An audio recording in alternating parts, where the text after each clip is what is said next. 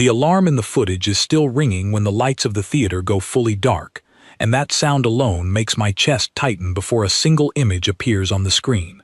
I am sitting in the third row of the Academy briefing hall, squeezed between two other cadets, and none of us have seen this recording before. We have only heard about it. Every cadet hears about it before they ever see it, which somehow makes it worse. My name is Ren Yulai, and 3 days ago I was still a civilian.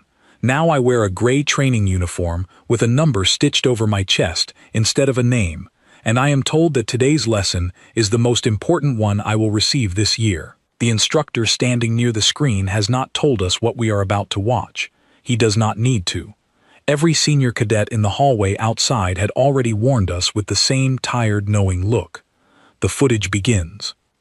It is old, grainy, recorded from a fixed camera mounted somewhere on a command platform. The picture shakes every few seconds, as if the whole structure is trembling. There are ships in the distance, dozens of them, moving in tight defensive formation, and for a moment, nothing seems wrong. Then one of the ships breaks apart in complete silence. No sound reaches the recording, just a flash, a slow separation of pieces, and then darkness where a warship used to be. Beside me, a cadet named Colin Fairweather grips the armrest so hard his knuckles pale. I do not blame him. My own hands are doing the same thing. The instructor speaks without turning around. His voice is flat, controlled, the voice of someone who has said these words many times before and has learned to say them without feeling anything. "This is the Sindral Vale incident," he says. "It happened 41 years ago. It remains to this day the single greatest loss of coalition life in one engagement. You will not find the full report in any public archive. What you are about to see is the only surviving visual record." The footage continues. Another ship falls. Then another. The formation that looked so orderly a moment ago begins to scatter, and even through the shaking, low-resolution image, I can feel the panic in the way the surviving vessels move. They are not retreating in any organized pattern. They are simply running. Something is destroying them, and there is no visible attacker. I lean forward without meaning to. Every cadet in the room has gone completely still, the kind of stillness that comes from fear rather than attention. I glance sideways and see the same expression on every face around me. Wide eyes, parted mouths, nobody breathing quite right. Coalition sensors at the time recorded no incoming fire, the instructor continues. No weapon signature, no enemy vessel. Whatever caused this event has never been identified. On the screen, the camera view shifts. It is now looking down at what appears to be a boarding platform, a wide metal deck exposed to open space through a shattered hull section. Smoke curls upward and vanishes into vacuum. Sparks fall from broken conduits like slow rain. The scene is chaos captured in complete silence, and somehow the silence is worse than any sound could be. Then, for just a moment, something moves at the very edge of the frame. I almost do not notice it. It passes so quickly, a shape crossing behind a support strut, gone before my mind can process what it was. I blink and lean forward again, but the footage has already moved on, the camera angle shifting to a different section of the platform where more of the destruction is visible. I tell myself it was debris, a piece of broken equipment thrown by the force of the earlier explosions. That is the only explanation that makes sense, because nothing living should have been standing upright in the middle of that. The recording runs for what feels like a very long time, though the display in the corner of the screen shows barely 6 minutes have passed. 6 minutes of ships being taken apart with no visible cause, 6 minutes of a fleet losing its formation and its nerve at the exact same moment. When the footage finally ends, the room stays dark for several seconds before the lights slowly rise again. Nobody speaks. I look around and see cadets rubbing their arms, staring at the floor, one girl near the front wiping at her eyes without trying to hide it. The instructor turns to face us for the first time since the footage started. Coalition Command has spent 4 decades studying that recording, he says. We have run it through every analysis system available to us. We have interviewed every survivor who was willing to speak, and after all of that effort, we still do not know what happened in Sindral Vale that day.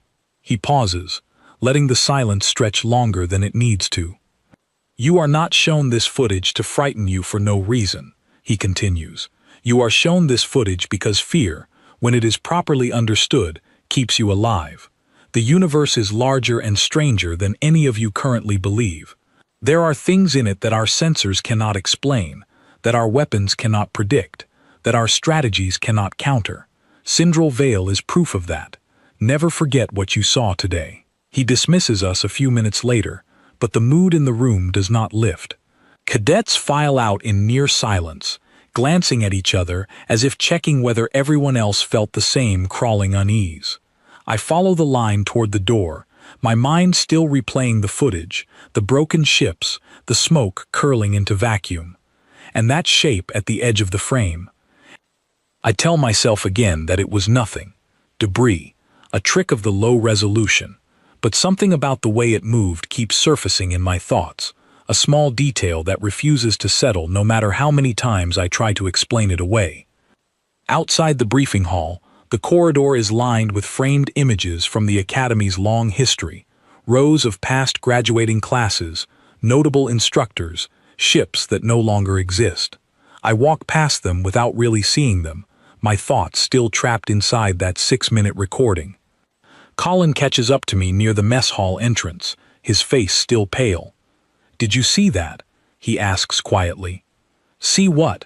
I say, though I already suspect what he means. "The whole thing," he says.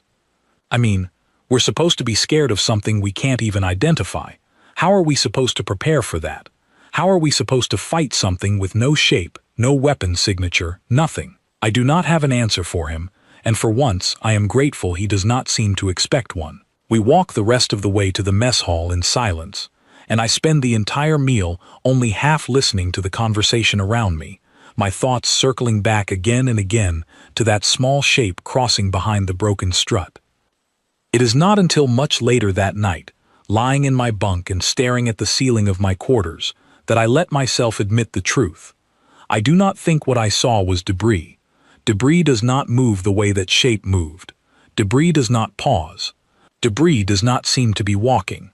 I close my eyes and try to push the thought away, telling myself that I am overtired, that the footage got into my head exactly the way it was designed to, that imagining shapes in chaos is a common and meaningless reaction to fear. But sleep does not come easily that night, and somewhere underneath the exhaustion, a small, stubborn question refuses to let go of me. What if it was not nothing at all? The next 3 weeks pass in the usual blur of academy life. Physical drills before sunrise, tactical theory in the afternoons, and evenings spent memorizing coalition protocols until the words blur together on the page. I do not think about the footage every day, but it never fully leaves me either. It sits somewhere in the back of my mind, quiet but present, the way a splinter stays under the skin long after the pain has faded. The opportunity to look at it again comes almost by accident. Our tactics instructor, a sharp-eyed officer named Elias Renwick, assigns us a research project on historical engagements where communication or coordination failed. Most cadets choose smaller, less troubling examples. I choose Sindral Vale, and I tell myself it is simply because the material will be easier to find, since every cadet has already seen the primary footage once. That is not the real reason, and I know it even as I write the proposal. The Academy Archive terminal room is nearly empty in the evenings, which suits me fine. I claim a booth near the back, request access to the Sindral Vale file, and wait while the system pulls the same recording we watched in the briefing hall 3 weeks earlier. This time there is no instructor standing beside the screen, no room full of frightened cadets breathing in unison. It is only me, a private terminal, and 6 minutes of footage I already know by heart.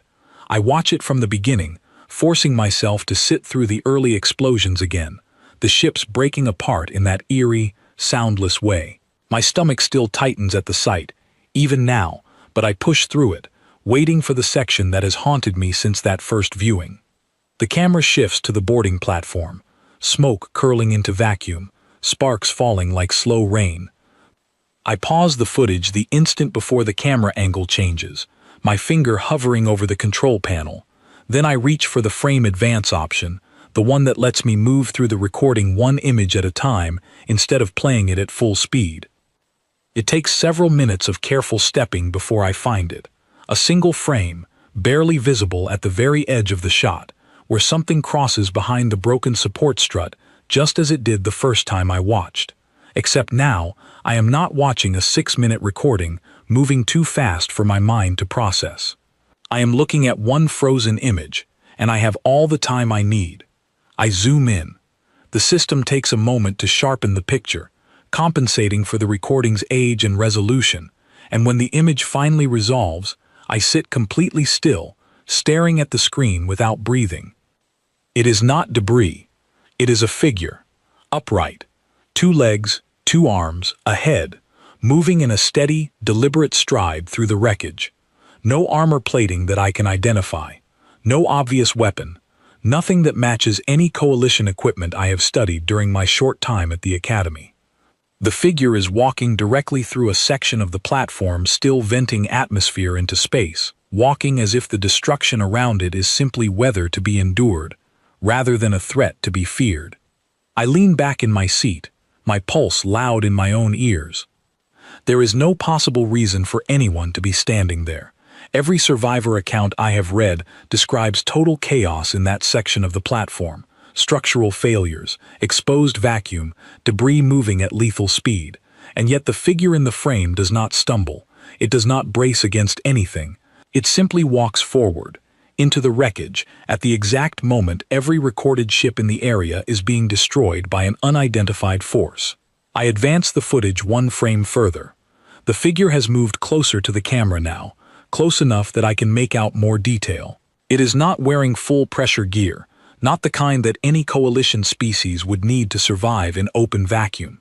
There is something wrapped loosely around its upper body, dark-colored, torn in places, but nothing that looks like proper protective equipment. Its head is uncovered. No helmet, no breathing apparatus that I can identify. I stare at the frozen image for a long time, trying to understand what I am looking at, and slowly, a colder thought settles into my mind. Whatever species this is, it should not be able to survive what is happening around it. Exposure to open vacuum without proper protection should be fatal within moments for almost every known species in coalition space.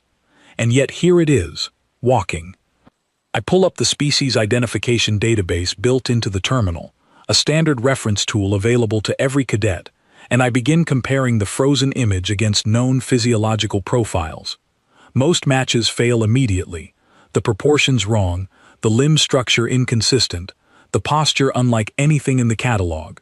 I narrow the search, adjusting parameters, cross-referencing body shape and stance. One result finally holds steady long enough for me to read it properly. Human. I sit with that word for a long moment, feeling strangely unsatisfied by it. I know, in the vague way every cadet knows, that humans exist somewhere within coalition space, a relatively young species with a reputation for stubbornness and unpredictability, mentioned occasionally in passing during lectures but never studied in any detail. I have never seen one in person. I do not know anyone who has. I did not expect to find one standing calmly inside the most feared piece of footage in coalition military history. I advance the recording again, frame by frame, following the figure as it moves further into the ruined platform. At one point it pauses beside a section of collapsed framework, and for just a moment its head tilts, as if listening to something the camera cannot capture. Then it continues walking, disappearing behind another obstruction before the angle shifts entirely and the footage returns to wide shots of the surviving fleet in retreat. I sit back and rub my eyes, trying to process what I have just seen. Every version of this event that I have ever been told describes an unknown force, an unidentified threat, something coalition science has spent 41 years failing to explain. Nobody has ever mentioned a human being present. Not the instructor in the briefing hall, not the official summary in the historical archive, not a single line in any document I have read while researching this project. I check the timestamp on the footage and compare it against the mission logs listed in the public archive. According to the official record, No human personnel were assigned to the Sindral Vale operation. No human vessels were listed among the Coalition ships present. According to every document I can access, there should not have been a human anywhere near that engagement. And yet the footage clearly shows one walking through wreckage that was, by every account, killing everything else in its path. I glance around the archive room, suddenly aware of how alone I am. The other booths sit empty. The overhead lights hum faintly. It is well past the hour most cadets have returned to their quarters, and the silence around me feels heavier than it did a few minutes ago. I look back at the screen, at the frozen figure caught mid-stride in a place where nothing should have been able to stand. Part of me wants to close the file immediately, to convince myself that I misread the identification results, that fatigue and imagination are working together to invent something that is not really there. It would be easier that way. It would let me finish this project, submit my report, and move on with the rest of my training without carrying this new uncomfortable weight. But I cannot make myself believe that explanation, not after seeing the frame clearly enough to be certain of what it shows. I save the frame to a private file, something I know I am not technically supposed to do with archive material, and I close the terminal session before anyone notices how long I have been sitting here. As I walk back through the quiet corridors toward my quarters, my mind keeps circling the same unanswered question, turning it over from every angle I can think of. If there was a human on that platform, why has nobody ever mentioned it?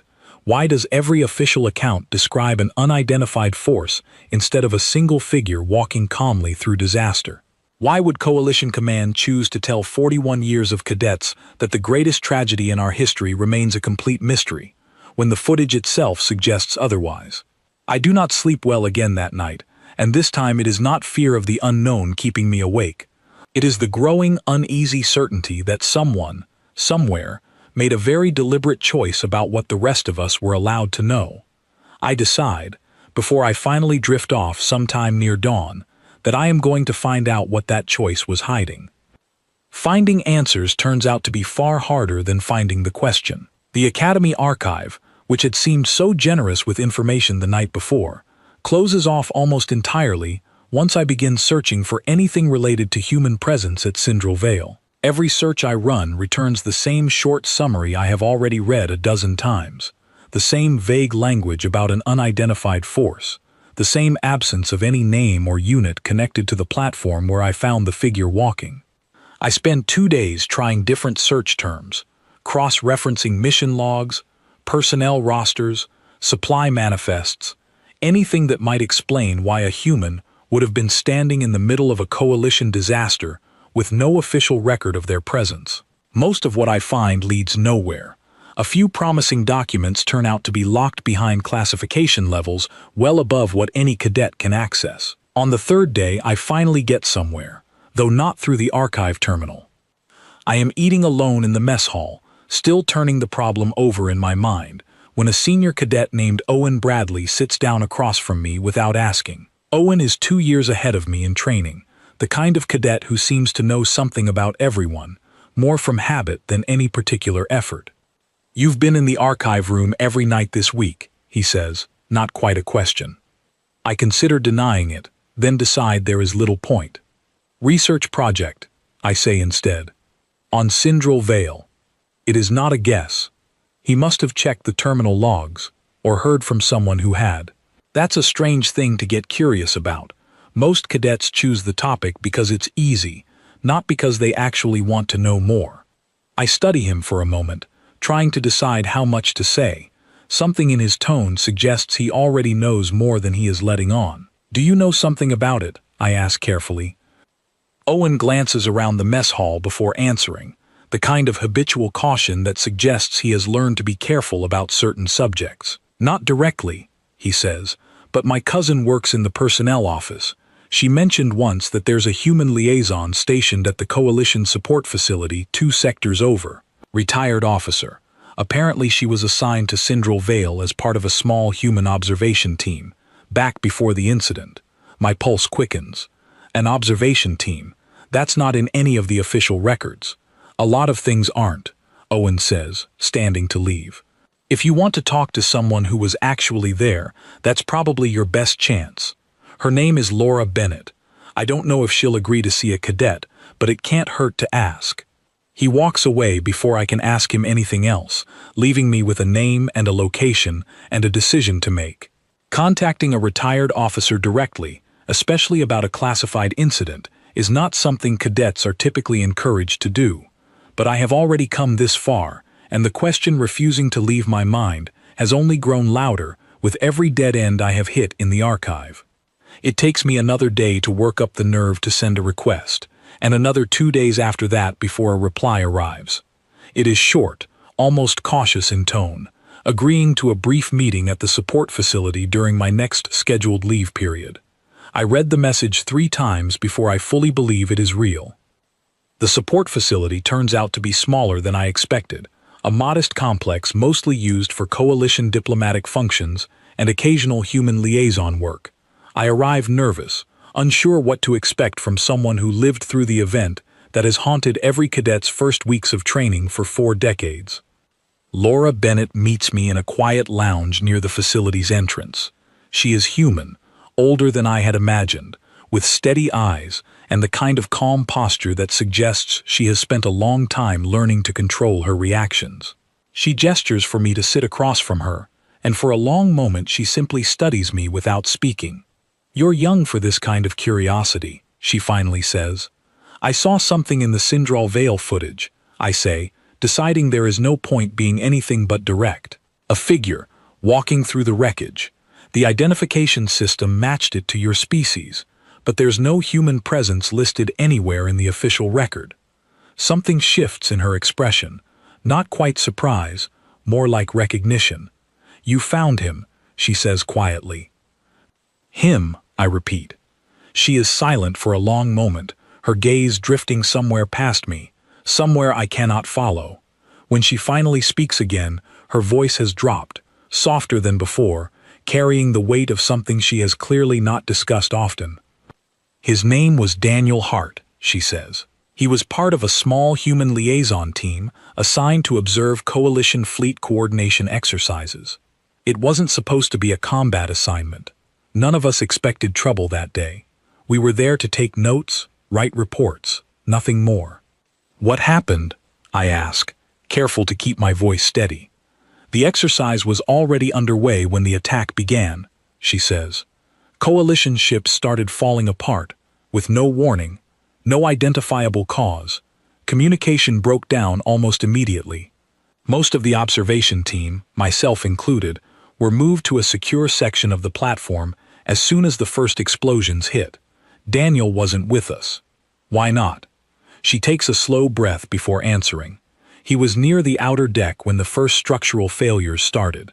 By the time anyone realized he was separated from the group, the section connecting us to him had already lost pressure integrity. There was no safe way to reach him. Standard protocol would have written him off as lost." I lean forward slightly, unable to stop myself. "But he wasn't lost." "No," she says, and something close to a small, tired smile crosses her face. "He wasn't." She describes, slowly and carefully, what the surviving crew pieced together afterward from partial sensor logs and Daniel's own brief account once he was finally recovered. He had been thrown clear of the initial explosion, separated from proper equipment, exposed to a section of the platform venting directly into open space. By every standard coalition understanding of survivability, he should not have lasted more than a few moments in that environment. Humans can tolerate short exposure to vacuum far better than most species realize, Laura explains. Not indefinitely, not safely, but long enough, if the exposure is brief and the person keeps moving with purpose instead of panicking. Most species freeze under that kind of pressure, physically and mentally both. Daniel didn't. "What was he doing?" I ask. "In the footage, he looked like he was walking toward the fighting, not away from it." Laura nods slowly, as if she expected the question. "There was a maintenance access point on the far side of that platform," she says. "A manual override that could have restored partial pressure to several compartments, still holding crew who hadn't managed to evacuate. Daniel knew the layout from an earlier tour of the facility. He made a decision, in the middle of everything falling apart around him, to try reaching that override instead of waiting for a rescue that might never have come in time. I sit with that for a long moment, picturing the frozen frame I had studied so carefully in the archive room, the steady, deliberate stride through wreckage that should have killed him. Did it work? I ask quietly. The override. Yes, Laura says.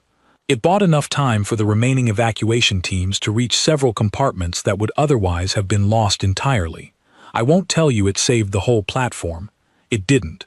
Sindral Vale was still the worst loss our forces suffered in that era, but it was not as complete a loss as it might have been. I think about the official summary, the careful, vague language describing an unidentified force, decades of cadets taught to fear something Coalition Command claims it could never explain. Then why does nobody know this? I ask. Why does every record describe an unknown threat instead of what actually happened? Laura is quiet for a long time before she answers, and when she finally speaks, there is something careful and deliberate in the way she chooses her words. I think you already understand part of the answer, she says. The destruction that day was never caused by Daniel. Whatever force tore those ships apart has genuinely never been identified, not by coalition science, and not by our own investigators afterward. That part of the mystery is real, but somewhere in the process of compiling the official account, someone made a decision about how the rest of the story should be told. What decision? That teaching cadets to fear an unknown threat was useful, she says. That it built discipline, encouraged caution, reminded new officers that the universe holds dangers beyond their understanding. A single unarmed observer walking calmly through a disaster he had no reasonable way of surviving does not fit that lesson as neatly. It raises different questions. Questions Coalition Command may not have wanted several generations of cadets asking. I sit back, feeling something cold settle over me, not quite anger, not quite disbelief. Something closer to the slow realization that a story I had accepted without question for my entire short career had been carefully shaped long before I ever arrived at the academy. Where is he now? I ask. Daniel Hart. Laura's expression softens into something quieter, something closer to sadness. He passed away several years ago, she says. Complications from the exposure that day never fully left him. Even decades later, he never spoke publicly about what happened. I don't think he ever wanted the recognition. He always said he was simply trying to reach the override, nothing more heroic than that. I think about the instructor's voice in the briefing hall, the flat, practiced tone describing an unidentified threat that coalition science could never explain, and I feel the shape of the lesson shifting in my mind, becoming something entirely different from what I had been taught to believe. Thank you for telling me this, I say finally. Laura studies me for a long moment before responding. Be careful what you do with it, she says. Not because the truth is dangerous, because the people who chose to bury it may not welcome a cadet bringing it back into the light. I leave the support facility with more questions than I arrived with, but underneath the uncertainty, one thing has become clear to me. The footage every cadet fears is not a record of something unknowable. It is a record of someone the coalition chose not to explain, and I cannot decide, walking back toward the academy transport, whether that decision was born from caution or something closer to shame. Either way, I know I am not finished asking questions, and somewhere ahead of me, I suspect those questions are about to reach someone who already knows exactly what I have found. I return to the academy with the frozen image still saved on my private file and Laura Bennett's careful words still echoing in my mind. For 2 days I say nothing to anyone, unsure how to move forward, unsure whether raising this with a superior officer will be treated as diligent research or as something closer to insubordination. In the end, it is not my own decision that forces the issue. It is a summons. The message arrives during evening study hours, short and formal, requesting my presence in the office of Commander Euvan Cade, the same officer who stood beside the screen during my very first week at the academy, and told an entire room of frightened cadets that Sindral Vale remained an unsolved mystery. I read the message twice, my stomach tightening with the certainty that somehow, somewhere, my search has already been noticed. His office is on the upper level of the administration wing, a small room lined with old service commendations and a single wide window overlooking the training yard. When I arrive, he is standing near the window rather than seated behind his desk, his hands folded behind his back, watching the cadets below running evening drills in the fading light. "Cadet Uli," he says, without turning around. "Sit down." I do as he says, my pulse loud in my own ears. For a long moment he says nothing further, simply continuing to watch the yard, and the silence stretches long enough that I begin to wonder if I have misjudged the seriousness of what I have done. "You requested restricted archive access 3 weeks ago," he finally says. Frame-by-frame review of the Sindral Vale recording, then a research proposal on communication failures, using the same incident as your primary example. And 2 days ago, according to a transport log I was shown this morning, you traveled to the Coalition support facility 2 sectors over.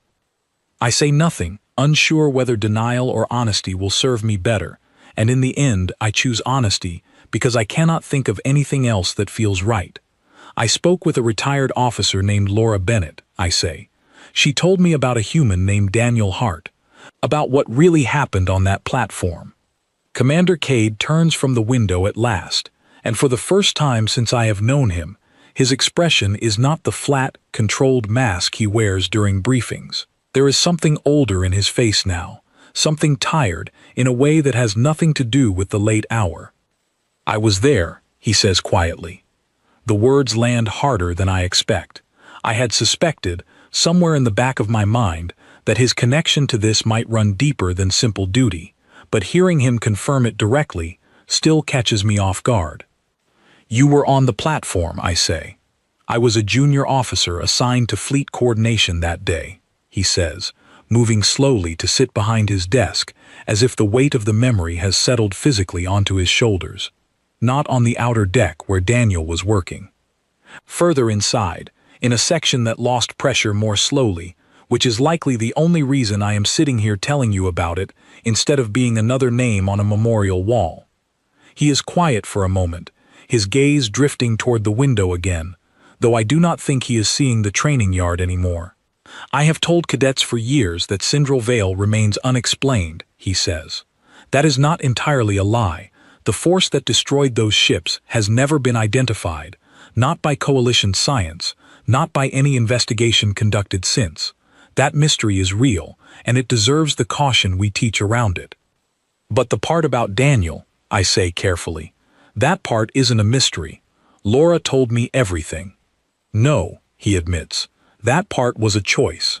He describes, slowly and with visible discomfort, what he remembers from that day, filling in details Laura had not been positioned to see herself. He remembers the moment communication was lost with the outer deck team, the assumption that everyone in that section had already been lost, the quiet, grim acceptance that settled over the surviving crew as they focused entirely on saving what remained of the platform. "Nobody expected anyone from that section to still be alive," he says. "When the override activated and pressure began returning to several compartments, most of us assumed it was some kind of automated failsafe. It took hours before anyone realized a person had reached that access point manually, on foot, through conditions that should have made it impossible." "Why didn't it kill him?" I ask, the question I have been carrying since the archive room finally finding its way out loud.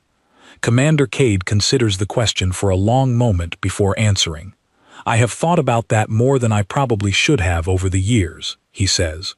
"Every species I have ever served alongside has some version of the same instinct when the environment turns against them, a moment of hesitation, a pause to assess, to calculate, to feel the full weight of the danger before deciding how to respond. It is not weakness. It is simply how most minds are built to process overwhelming threat. And Daniel didn't have that," I say. "I don't think it's that humans lack fear," Cade says. "Laura would likely tell you the same, if you asked her directly. I think it is something closer to how quickly that fear gets processed and set aside in favor of action. By the time most of us would still be deciding whether a task is possible, Daniel had apparently already decided it was necessary, and necessity, for him, seemed to matter more than survival odds. I sit with that for a moment, picturing again the frozen frame from the archive room, the steady, deliberate stride through wreckage that had made no sense to me the first time I saw it. That still doesn't explain why Coalition Command chose to hide it, I say. Why teach us fear of an unknown threat instead of telling us what actually happened?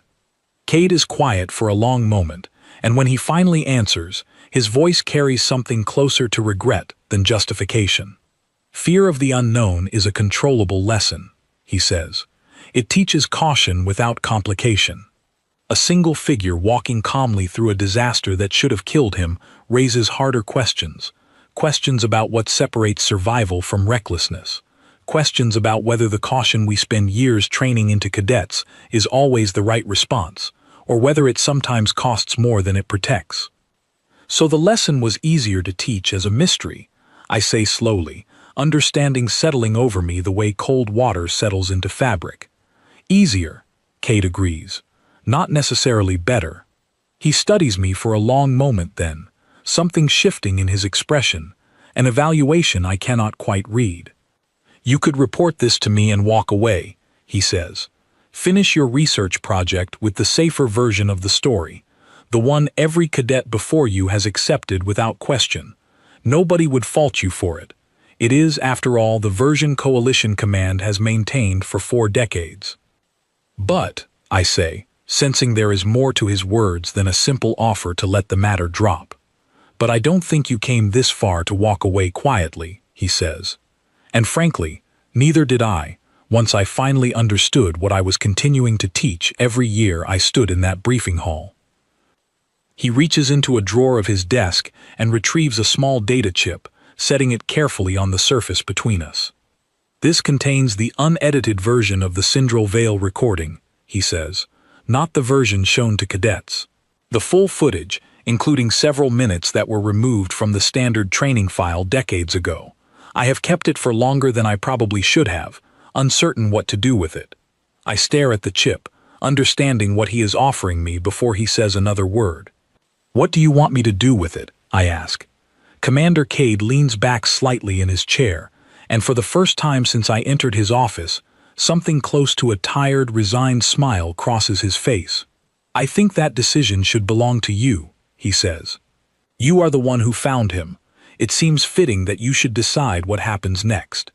I sit in the quiet office for a long moment, the small chip resting on the desk between us, carrying a truth that has waited 4 decades to be properly told. Outside the window, the training yard has gone fully dark, the evening drills finished, the cadets who ran them now somewhere inside preparing for another day exactly like the one that shaped me 3 weeks ago. I think about the fear that filled that briefing hall during my first week, the wide eyes, the held breath, the lesson designed to humble us before an unknown threat. I think about Daniel Hart walking steadily through wreckage that should have ended him, reaching for an override, not because the odds favored him, but because people were still waiting on the other side of it. I reach out and take the chip from the desk. I know what I want to do with it, I say. Commander Cade nods slowly, as if he expected nothing less. Then I suppose, he says quietly, it's time the rest of the academy learned the truth as well.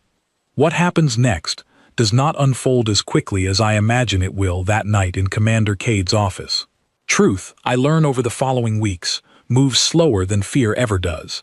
Fear can be planted in a single 6-minute recording and take root instantly. Truth requires review boards, careful verification, long conversations behind closed doors that I am rarely permitted to attend. Commander Cade submits the unedited footage through proper channels, along with a formal statement confirming his own presence at Sindral Vale and his first-hand account of the events Daniel Hart set in motion that day. Laura Bennett, when contacted through official request rather than a nervous cadet showing up unannounced, agrees to provide her own testimony as well. For a while, the matter sits in review, and I return to my ordinary training routine, uncertain whether anything will ultimately change. It takes almost 4 months before a decision is finally reached, and by then I have nearly convinced myself that the effort will quietly disappear into some administrative archive, joining decades of other inconvenient truths that Coalition Command has decided are safer left unspoken. But eventually, a new directive is issued, quiet and without much fanfare, updating the official historical record of the Sindral Vale incident to include the presence and actions of human observer Daniel Hart. The unknown force that destroyed the fleet remains exactly that, unknown, and Coalition science continues studying it without resolution even now. That part of the mystery was never mine to solve, and I have come to understand that some dangers in this universe may simply remain unexplained no matter how much time passes. But the second half of the story, the half that had been quietly folded into that same mystery for 4 decades, finally receives its proper telling. I do not learn the full details of how the update was worded, or how much resistance it faced within the higher levels of Coalition Command, until years later, when I have long since graduated from cadet training and earned a posting of my own. By then, I am no longer the nervous new arrival who once sat frozen in the 3rd row of a briefing hall, barely able to breathe through 6 minutes of silent destruction. I have served through 2 full deployments, earned a modest reputation for careful, methodical leadership, and eventually returned to the academy in a role I never expected to hold. I am standing now where Commander Cade once stood, near the same wide screen in the same briefing hall, watching a new class of cadets file into their seats with the same uneasy energy I remember from my own first week. Some of them glance nervously at each other. A few sit rigidly upright, trying to appear unaffected by whatever rumors have already reached them in the hallways outside. I remember those rumors well. Every generation seems to inherit its own version of the same nervous whispers before this particular lesson begins. The lights dim, and the familiar hum of the projection system fills the quiet room. I have watched this footage more times than I can easily count by now, and it no longer sends the same cold shock through me that it once did. What I feel instead, standing here as the recording begins, is something closer to responsibility. A weight I have carried since the night Commander Cade placed that small data chip in my hand and told me the decision of what to do with it belonged to me. The footage begins the same way it always has. Ships in tight defensive formation, the first flash of destruction, the slow, silent breaking apart of a warship that took decades to fully understand. But this version continues differently than the one I first watched as a nervous new cadet. This time, when the camera shifts to the boarding platform, I do not let the angle change before the figure crosses into frame. I have adjusted the footage myself, working carefully with the Academy's technical staff to slow the relevant sections just enough that no cadet in this room will miss what generations before them were never meant to notice. A young cadet near the front sits forward sharply. "Is that?" she starts, then stops herself, unsure whether it is appropriate to speak during the recording. "Go ahead," I tell her gently. "What do you see?" "There's someone there," she says, "walking, in the middle of all that." I nod, letting the footage continue to play, watching as more cadets around the room begin leaning forward, noticing for the first time what I once had to freeze the recording frame by frame, late at night, entirely alone, to properly understand. When the footage finally ends and the lights rise again, the room carries a different kind of silence than I remember from my own first viewing all those years ago. It is not the frozen stillness of pure fear. It is something quieter, more thoughtful, cadets glancing at each other with genuine confusion rather than dread. His name was Daniel Hart, I tell them before anyone can ask. He was a human observer assigned to a coalition coordination exercise on the day of the Sindral Vale incident. He was not a soldier. He carried no weapon. When the attack began, he was separated from the rest of his liaison team and exposed directly to open vacuum, with no proper equipment and no realistic chance of survival by any standard coalition understanding of the environment. I let that settle for a moment before continuing. He survived long enough to reach a manual override that restored pressure to several compartments still holding crew who had not managed to evacuate, I say. The exact force that destroyed those ships remains unidentified to this day. Coalition science has never solved that part of the mystery, and I will not pretend to you that it has. That danger was real, and the caution generations of cadets have been taught around it remains valid. A cadet near the back raises a hand, and I nod for him to speak. Then why did people used to think the whole thing was unexplained, he asks. If they knew about the human, why hide that part? It is a fair question, one I have turned over in my own mind more times than I can count over the years since that quiet evening in Commander Cade's office. For a long time, I tell him, Coalition Command believed it was simpler to teach fear of the unknown than to teach a more complicated lesson. An unidentified threat is easy to understand. It reminds cadets to stay cautious, to respect the limits of what our sensors and strategies can predict. A single unarmed person walking calmly through a disaster that should have ended him raises harder questions. It asks you to consider what separates recklessness from necessary risk. It asks you to think about what you might do if the person waiting on the other side of danger mattered more to you than your own survival odds. The room is quiet again, cadets absorbing this in their own ways, some frowning thoughtfully, others simply staring at the now dark screen as if still picturing the figure crossing through wreckage. I am not telling you this story so that you fear humans, I continue. That was never the point, and if that is the lesson you walk away with today, then I have explained it poorly. Humans are not more powerful than any other species in coalition space. They do not possess some hidden strength the rest of us lack. What Daniel Hart demonstrated that day was not superiority.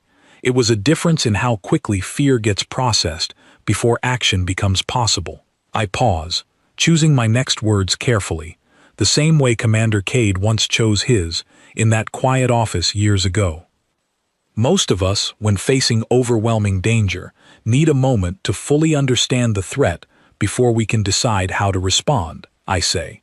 That moment is not weakness. It has kept generations of coalition officers alive by preventing reckless, poorly considered action. But it comes with a cost as well, and Syndrome Vale is proof of that cost. In the time it might take most of us to properly assess a situation like the one Daniel faced, he had already decided what needed to be done and was already moving toward it. A different cadet, sitting near the middle of the room, speaks up without raising her hand first, catching herself and offering a quiet apology before continuing. "Is that something we're supposed to learn how to do?" she asks. "Move faster than fear?" I consider the question for a long moment before answering, wanting to give her something honest rather than something simple. "I don't think it works quite like that," I say. "I don't believe you can train yourself to feel less fear, and I would be cautious of anyone who claims they can teach you that. What I hope you take from this instead is a willingness to ask harder questions about the lessons you are given, especially the ones designed to frighten you into obedience without explanation. Fear, properly understood, keeps you alive. Fear left unexamined can also be used to keep you from asking who benefits from your obedience and why." I let the room sit with that for a moment longer before continuing, glancing toward the framed images lining the corridor outside, the same rows of past graduating classes and long-retired instructors I once walked past without truly seeing during my own first week here. Daniel Hart never sought recognition for what he did that day, I tell them. By every account I have gathered over the years, he considered his actions nothing more than a necessary response to an immediate problem, not an act of exceptional bravery. I think there is something worth learning in that as well. The most meaningful choices are rarely made with an audience in mind. They are made because someone decided, in the moment it mattered most, that the risk was worth taking regardless of who would ever know about it. I dismissed the class a short while later, watching them file out of the briefing hall in a very different mood than the one I remember from my own first viewing years earlier. There is no wide-eyed terror following them into the corridor this time. Instead, I catch fragments of quiet conversation as they pass, cadets discussing what they saw, asking each other questions, comparing interpretations of a lesson that no longer fits neatly into the simple fear it was once designed to instill. I remain in the empty briefing hall a little longer after they have gone, looking at the dark screen where the footage played only minutes before. I think about that first night in the Academy archive, alone at a private terminal, stepping frame by frame through 6 minutes of chaos until I finally found a shape that refused to make sense as anything other than what it actually was. I think about Laura Bennett's careful, measured voice describing a colleague she clearly still thought about often, decades after his passing. I think about Commander Cade standing at that same window overlooking the training yard, finally admitting a truth he had carried alone for far too long. And I think, most of all, about Daniel Hart himself, a man I never had the chance to meet, walking steadily through a place where nothing should have been able to survive, simply because people were waiting on the other side and he had decided that mattered more than the odds against him. For 41 years, cadets walked out of this hall believing they had just witnessed proof of something unknowable, a formless danger lurking somewhere in the universe that coalition science could never fully explain. They were taught to carry that fear forward, to let it shape their caution, their discipline, their understanding of how dangerous the galaxy truly is. They were never taught the other half of that same lesson, that somewhere in the middle of the worst tragedy coalition forces had ever recorded, one person had looked at impossible odds and kept walking anyway, not because he was fearless, but because he had decided, in the space of a single terrifying moment, that someone else's survival mattered enough to risk his own. I switch off the last remaining lights in the briefing hall and step out into the quiet corridor, the same one I walked through as a nervous new cadet all those years ago, and for the first time since that very first night, the thought that once kept me awake no longer feels heavy with dread. It feels, instead, like something worth carrying forward. The thing in the dark that frightened generations of cadets was never a monster after all. It was simply someone who refused to stop moving when every reasonable instinct told him to freeze, and in refusing, he became the one detail coalition command spent 4 decades trying to keep hidden in the very back of the frame.